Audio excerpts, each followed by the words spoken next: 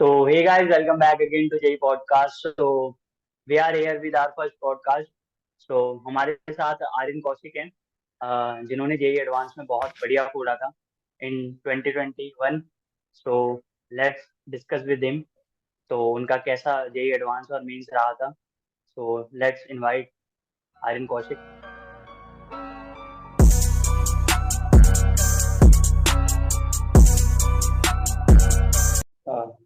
हाय Ankush. Hello friends. तो मेरा नाम आर्यन कौशिक है। मैं बेसिकली हरियाणा से हूँ और मेरी जे एडवांस में रैंक 1171 थी, मतलब 1171। और जे मेंस में 2062, क्या कहते हैं, 2062, ठीक है।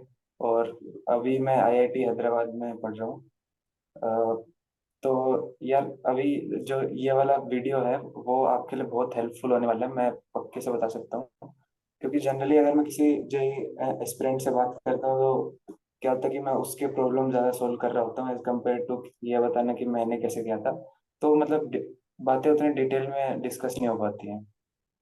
आज बहुत अच्छा मौका है, मतलब मैं एकदम बहुत डिटेल में हम बताने वाले हैं कि कैसे तैयारी की जाए। और आपके जो भी क्वेश्चंस हैं, जो आप प्रॉब्लम्स फेस कर रहे हैं या फेस कर सकते हैं, उसके बारे में हम डिटेल में बात करने वाले हैं, ठीक है। और दूसरी बात कि हर बंदे की क्योंकि अपनी अपनी अलग स्ट्रेटजी होती है, तो आप जो भी मैं बताने वाला हूँ उससे अपने मतलब की या जो आपके फायदे की बातें हैं वो आप एक्सट्रैक्ट कर लीजिए, उसमें से अपने बारे में इम्प्लीमेंट कर लीजिए। हर चीज़ आपके काम की नहीं होती है, पक्का, ये पक्का है, ठीक है। तो आप अपने काम की चीज़ें उसमें से अपने स्ट्रेटजी में इन्वॉल्व कर लीजिए और रेस्ट ऑफ थिंग्स आप छोड़ दीजिए, ठीक है। सो सो आर्यन ने जेई एडवांस में बहुत बढ़िया से फोड़ा था. ऑलमोस्ट उसका 1000 रैंक था. And he is also with me in my journey. तो हमने बहुत ही बढ़िया से एज इन प्रिपेयर किया था. सो हम अब डिस्कस करेंगे कि आर्यन ने कैसे अपने प्रिपरेशन के टाइम सब कुछ मैनेज किया था and his routine and each and everything. So now let's start it and move on to Aryan.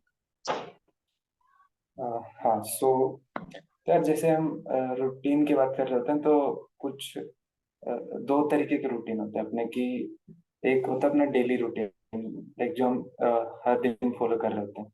और दूसरा होता है कि जो एक बेसिक रूटीन है जो हम 2 साल पूरा फॉलो कर रहे होते हैं कि हमारा हमारा चैप्टर जैसे स्टार्ट होता है उससे उस चैप्टर में मास्टरी, बेसिक से मास्टरी तक की जो जर्नी है उस रूटीन के बारे में जनरली हम बात करते हैं, ठीक है। तो अभी जो बेसिक फिजिकल रूटीन है वो क्या है कि वो मैं जनरली फॉलो करता हूँ कि 7 घंटे में सोता था। और जैसे हाँ. जब एग्जाम पास नहीं होता था, जब एग्जाम काफी क्लोज आ गया था तो कुछ 6 साढ़े 6 घंटे भी कर दिए थे कभी। और तो फिर मैंने 15 मिनट से लेके आधे घंटे तक करीब मैं एक्सरसाइज करता था। और फिर जो बाकी बचा हुआ टाइम है वो मैं लगभग ऑलमोस्ट स्टडीज में जाता था। और अ, अब कई बार क्या होता है, बच्चे पूछते हैं कि भैया आप कितने घंटे पढ़ते हो। तो मैं उसका एक ही जवाब देता हूँ कि यार जितना हो सके उतना देता था, उतना टाइम स्टडी में देता था मैं। और मीन्स अब नंबर ऑफ आवर्स मैटर नहीं करते. डेली पढ़ना है. Consistency is important. You mean. या और इनफेक्ट एक सेइंग भी है, मतलब क्या कहते हैं, कहावत जैसे बोलते हैं कि इंटेलिजेंस इज ओवररेटेड और एंड कंसिस्टेंसी इज अंडररेटेड। मतलब कोई यस, इंटेलिजेंट यस. आपके सामने बंदा हो तो उसको आप बड़ा मानते हो, क्या बात है, लेकिन कोई कंसिस्टेंट जो उसको जनरली समाज में उतना उसके बारे में ऐसा वो नहीं करते हैं। लेकिन एट लास्ट जो बंदा सक्सेसफुल होता है वो जनरली क्या कौन होता है, कंसिस्टेंट जो होता है वही होता है। और आई थिंक इंटेलिजेंट भी बंदा तभी बनता है जब वो लगातार कंसिस्टेंटली अपने आप पर बिल्ड करता जाता है, ठीक है। और तो अभी हम डिस्कस करते हैं कि रूटीन के बारे में। तो अभी जैसे मान लो कोई क्लास में चैप्टर चल रहा होता था तो मैं क्या करता था हाँ. कि घर पे वापस आके उस क्लास के जो नोट्स सर ने बनवाए थे, पहली बात तो वो नोट्स जो है, जो जो सर ने बोला वो एक बहुत बहुत ही डिटेल्ड वे में आपके नोट्स में होना चाहिए। फिर मैं उन नोट्स को घर पे आके लिख लिख के रिवाइज करता था रफ कॉपी में। और हम्म। फिर उन रफ को उसको रिवाइज करते समय मैं ये इंश्योर करता था कि जो भी उन्होंने पढ़ाया है वो कंसेप्ट मुझे क्लियर हो जाए। अब अगर मान लो कोई कंसेप्ट मान लो कि क्लियर नहीं हुआ, तो मैं नेक्स्ट डे हम्म। अपने फ्रेंड से डिस्कस करता था या टीचर से पूछते थे हम। और हम्म। जो भी क्वेश्चन कराते थे वो मैं करता था क्लास क्लास में जो भी क्वेश्चन डिस्कस किए। और फिर कुछ होमवर्क होता है जैसे, तो होमवर्क मैं करता था जो भी उन्होंने मटेरियल से दिया है, या जो एक प्रैक्टिस शीट्स होते हैं जो क्लास के पैरेलल चल रही होती हैं, तो वो मैं वहाँ पे जैसे क्लास में जब चैप्टर चलता था उसके पैरेलल ही करता था। हम्म। ओके, और फिर जैसे ही आपका चैप्टर खत्म हो जाता तो मैं फिर कोचिंग का मटेरियल करता था। और जो मटेरियल के बारे में वो हम आगे डिस्कस करने वाले हैं, तो आगे मैं उसके बारे में इन डेप्थ बताने वाला हूँ कि हर सब्जेक्ट में कैसा मटेरियल हम मैं करता था। फिर हम्म। जैसे ही मटेरियल हो जाता तो मैं उसके शॉर्ट नोट्स बहुत इंपॉर्टेंट होते हैं चैप्टर के, तो वो मैं बनाता था। और शॉर्ट नोट्स बहुत ज़रूरी है। उसका जो मेन काम होता है शॉर्ट नोट्स बनाने का, जो मेन पर्पज है वो क्या है कि जैसे मान लीजिए आप आपके एग्जाम के जब 3-4 दिन बाकी रह जाएंगे या कुछ दिन बाकी रह जाएंगे, तो आप डिटेल नोट से उतना अच्छा नहीं पढ़ सकते ना। तो हाँ उस टाइम पे आपको क्या करना रहता है कि कुछ ऐसे सेट ऑफ नोट्स चाहिए जो जिससे कि आप अ, 2-3 चीजें अचीव कर पाए कि हर एक कॉन्सेप्ट आपका रिवाइज हो जाए, मिनिमम टाइम में हो जाए, और फिर आपको ये ना लगे कि यार मैं कुछ भूल तो नहीं रहा हूँ, कुछ छूट तो नहीं रहा है। तो ऐसे नोट्स आपको जो है बनाने होंगे। और वो चैप्टर के साथ साथ ही जब बनाएंगे तो ही आप एक अच्छा सेट ऑफ नोट्स आपका तैयार होगा।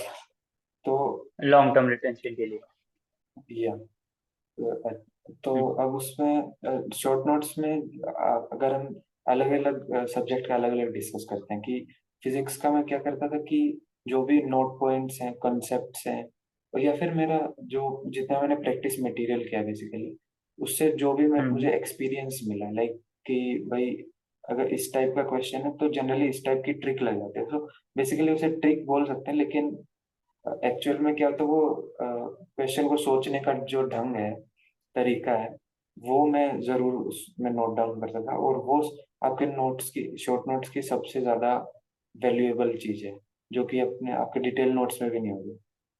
और मीन्स यू आर वही नॉट एग्जाम राइटिंग में, ऑफ दिस थिंग्स।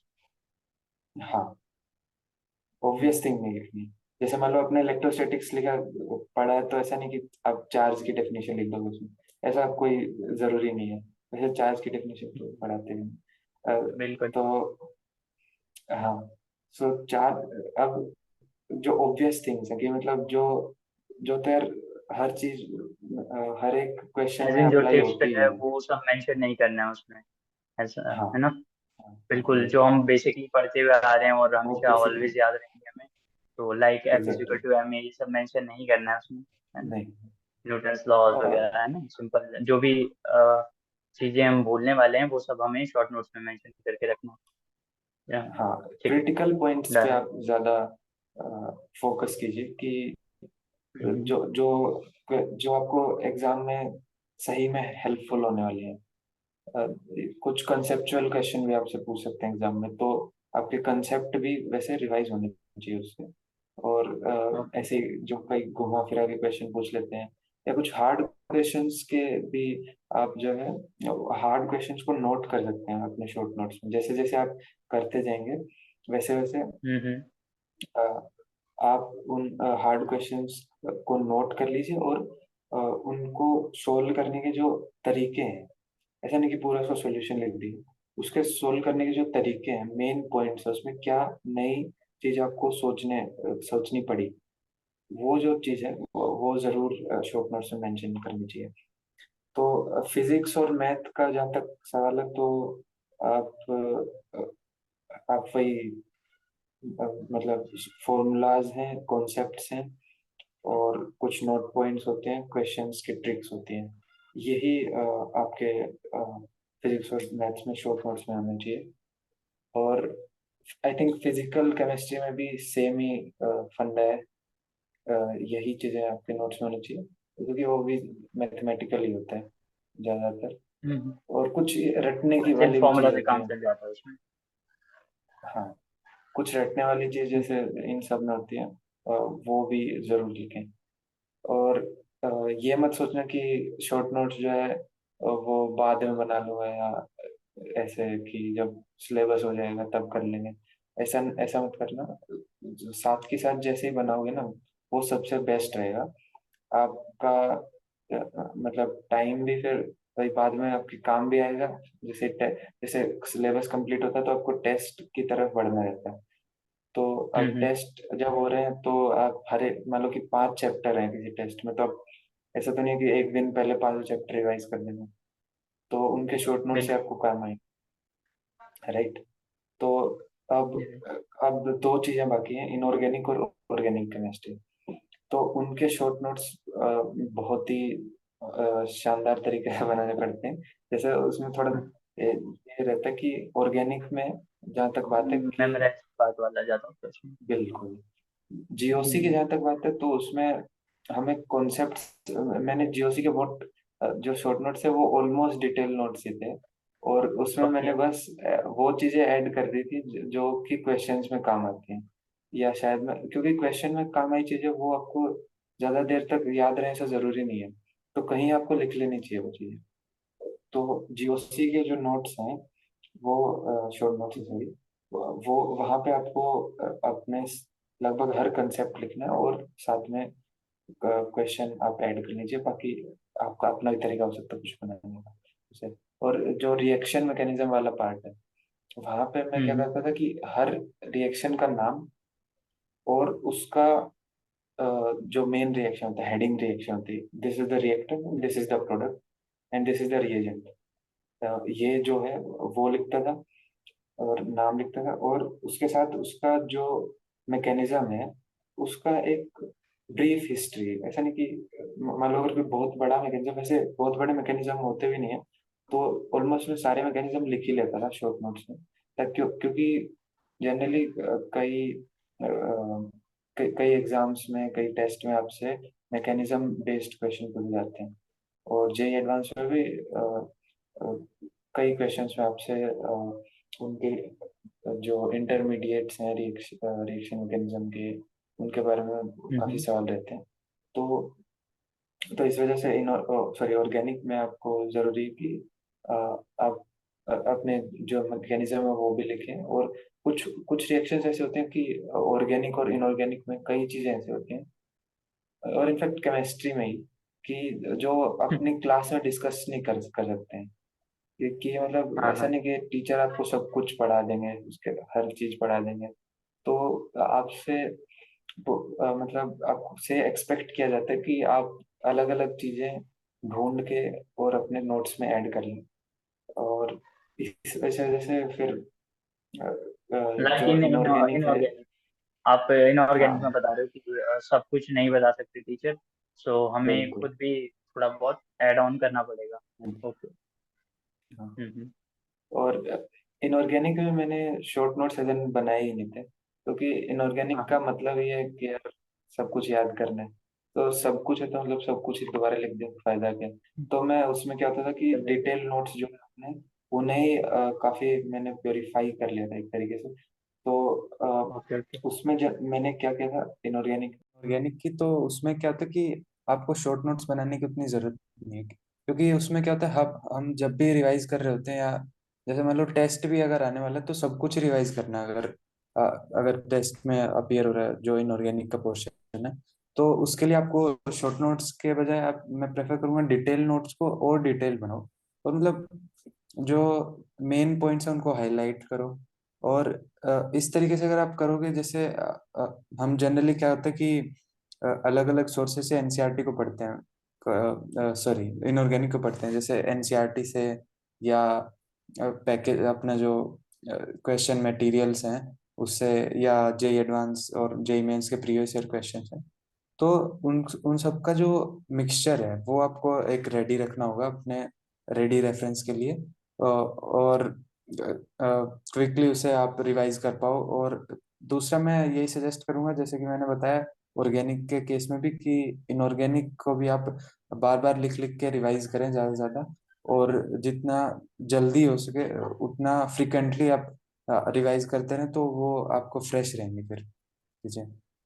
और दूसरा मैंने क्या किया था कि जो 11th के कुछ टॉपिक्स होते हैं इनऑर्गेनिक के, ब्लॉक केमिस्ट्री के जैसे, और हाइड्रोजन है, तो वो वहाँ पे मैंने उन उनके डिटेल नोट्स सब कंबाइन कर लिए थे, ताकि मैं, क्योंकि मेंस में उनसे क्वेश्चन पूछे जाते हैं काफ़ी लाइन टू लाइन एनसीईआरटी से, तो इसलिए मैंने उनको कंबाइन कर लिए थे। और इसी प्रकार से डी ब्लॉक और एफ ब्लॉक के, अब पी ब्लॉक और सॉल्ट एनालिसिस और कोऑर्डिनेशन कंपाउंड, ये तीन मेन चैप्टर्स हैं जो कि ऑलमोस्ट दोनों एग्जाम में, JEE mains as well as advance में पूछे जाते हैं। और अ, इसमें मैं आपको सजेस्ट करूँगा कोऑर्डिनेशन कंपाउंड पे आप जो एफर्ट थोड़े ज़्यादा डालिए, उसके क्वेश्चन ज़्यादा प्रैक्टिस कीजिए, ताकि क्या कि उसका वो एक स्कोरिंग पोर्शन है और उसमें आप जल्दी से स्कोर कर सकते हैं। पी ब्लॉक और डी ब्लॉक एफ ब्लॉक, उनका अगेन आप लिख लिख के रिवाइज कीजिए।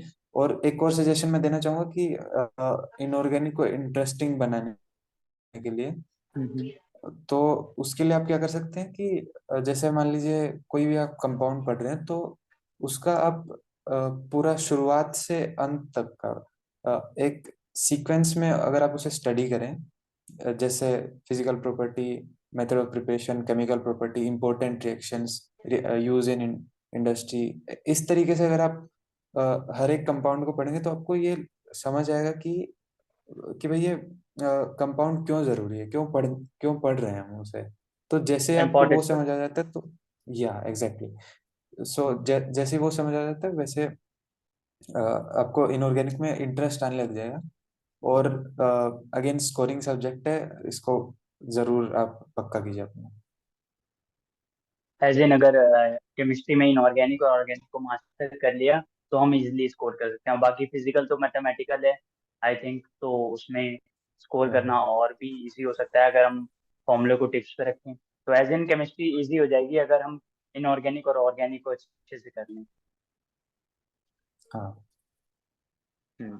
तो आपने जैसे बताया कि आर्यन की जैसे इनऑर्गेनिक को इंटरेस्टिंग बनाना हो तो हम हर एक चीज को डिटेल में पढ़ें, तो उससे एज एन अलग ही लेवल पे इंटरेस्ट आएगा।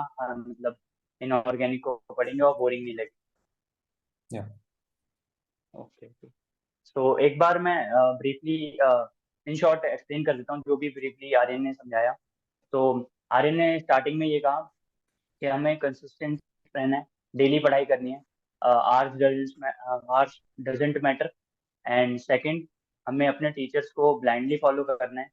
और बाकी हमें जो भी हम चैप्टर पढ़ रहे हैं उनके शॉर्ट नोट्स प्रॉपरली बनाने during our completion of that chapter. तो वो बहुत ही इम्पोर्टेंट है for JEE mains and as well as advance. तो आपको जेई एडवांस में भी आई थिंक हेल्पफुल रहे होंगे शॉर्ट नोट्स आर्यन।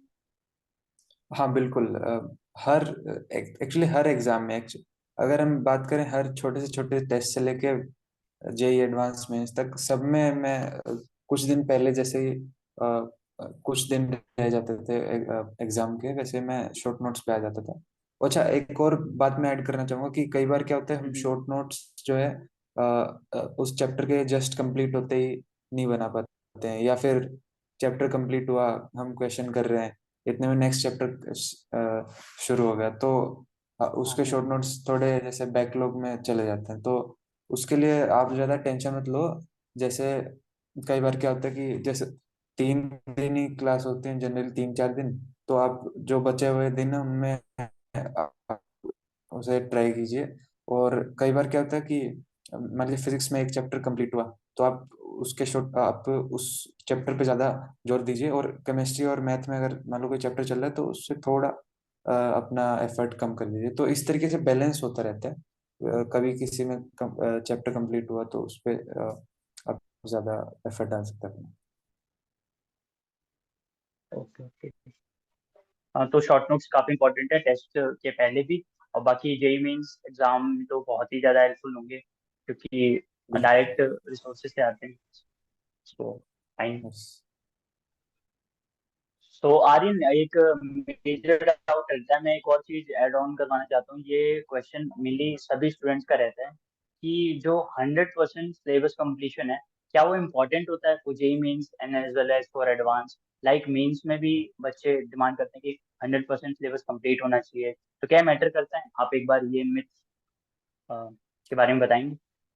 हाँ, बहुत अच्छा क्वेश्चन है। तो देखो, इसमें मेन आपको ये समझना होगा कि पहली बात तो 100% सिलेबस कंप्लीशन उतना मैटर नहीं करता है। जैसे आपको भी पता है कि जो इम्पोर्टेंट चैप्टर्स हैं उन्हीं से ज़्यादा आपसे पूछे जाते हैं। तो if you are targeting 99 percentile and above in mains और even a good decent rank in J advance, तो शायद आपको पूरा सिलेबस करने की जरूरत नहीं पड़ेगी। पर आई विल सजेस्ट कि आप जितना हो सके उतना करें। आप अपने आप को हम्म कभी लिमिट मत करें कि जैसे अगर मान लो एक अननोन टॉपिक जैसे होते हैं, जैसे कि अननोन या अनफेमस जैसे बोल सकते हैं कि जैसे सेमीकंडक्टर्स है, तो उससे अगर कई बार क्या होता है, जेई मेंस में कई सारे क्वेश्चन पूछ लिए जाते हैं उससे। 4-5 क्वेश्चन भी कभी कभी पूछ लिए जाते हैं। तो इफ दे आर इजी, तो आपने एक बहुत बड़ा मार्क्स लूज कर दिए एज कम्पेयर टू एक बंदा जिसने कि सेमीकंडक्टर्स को अच्छे से पढ़ा है। तो इसलिए मैं सजेस्ट करूंगा कि हो सके जितना उतना आप उन टॉपिक्स को याद करने की और समझने की कोशिश करें। और सजेस्ट करूंगा कि रिवाइज पूरा करके जाएं। पर अगर नहीं हो पाता है तो ज़्यादा पैनिक होने की जरूरत नहीं। आप अपना जो स्ट्रॉन्ग टॉपिक्स है उनको और ज़्यादा स्ट्रॉन्ग कीजिए। बट इफ हम्म। अगर आपके एग्जाम के लिए अभी 1 साल 6 महीना बाकी है, तो आप जो अ, दूसरे टॉपिक्स हैं उन पे भी अपना नज़र फेर सकते हैं। मतलब उसको भी आप पक्का करने में थोड़ा एफर्ट डाल सकते हैं। ओके तो ओके। हाँ, मेनली यही रहता है। तो 60 to 70% अगर सिलेबस भी हम अच्छे से कर लें, मीन्स हमें हमारे क्वेश्चन उसके बन रहे हैं अच्छे से, so we can achieve 99% easily and also a decent rank in JEE Advanced. Okay, fine. हमने डिस्कस कर लिया है कि बेसिकली किस तरीके से आर्यन का रूटीन था ड्यूरिंग हिज प्रिपरेशन, और क्या क्या स्ट्रेटेजीज थी, डेली कितने आवर्स पढ़ना था, और जो भी फैक्टर्स थे वो सब आर्यन ने हमसे शेयर किए। सो इन दिस पॉडकास्ट हम यहीं तक ही डिस्कस करेंगे, और बाकी we will meet in second podcast जो कि बुक्स एंड टेस्ट सीरीज से रिलेटेड होने वाला है, और टेस्ट को आर्यन कैसे अटेम्प्ट करता था। We will discuss that in the second podcast, and also make sure to watch that podcast. And till then, bye, goodbye, goodbye, take care.